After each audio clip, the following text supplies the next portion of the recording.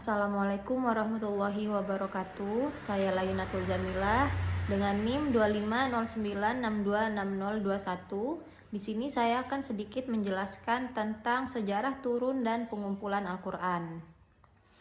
Pengertian sejarah turunnya Al-Qur'an. Al-Qur'an adalah kisah atau peristiwa tentang bagaimana Al-Qur'an diturunkan dari Allah kepada Nabi Muhammad SAW. Nah, Al-Quran ini diturunkan secara bertahap selama 23 tahun sesuai dengan peristiwa-peristiwa yang mengiringinya sejak beliau diutus sampai wafatnya beliau. Nah, tujuannya supaya umat Islam bisa memahami dan mengamalkan isi Al-Quran sedikit demi sedikit.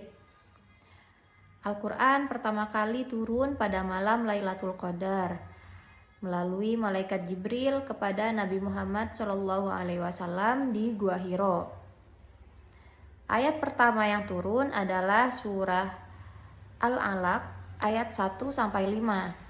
Kemudian pengertian sejarah pengumpulan Al-Quran adalah proses bagaimana ayat-ayat Al-Quran yang tadinya tersebar di hafalan para sahabat dan berbagai media tulis seperti pelepah kurma, kulit, batu, itu dikumpulkan menjadi satu mushaf.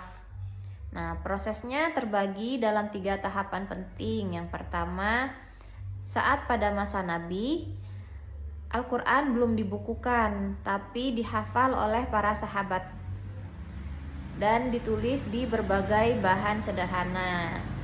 Kemudian, Nabi menunjuk para penulis wahyu untuk mencatat ayat-ayat yang turun. Nah, pada masa Khalifah Abu Bakar itu telah banyak penghafal Al-Quran yang gugur. Kemudian Umar bin Khattab mengusulkan agar Al-Quran dikumpulkan.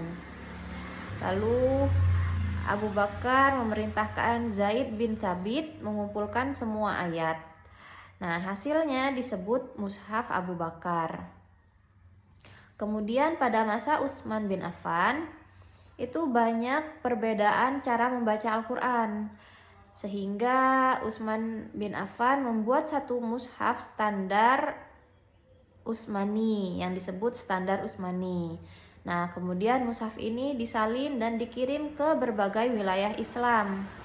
Itu disebut mushaf Utsmani dan inilah yang digunakan sampai sekarang. Nah, kesimpulannya, turunnya Al-Quran adalah proses wahyu dari Allah kepada Nabi Muhammad SAW. Lalu pengumpulan Al-Quran adalah proses menghimpun dan menulis Al-Quran menjadi satu mushaf. Mungkin itu saja dari saya.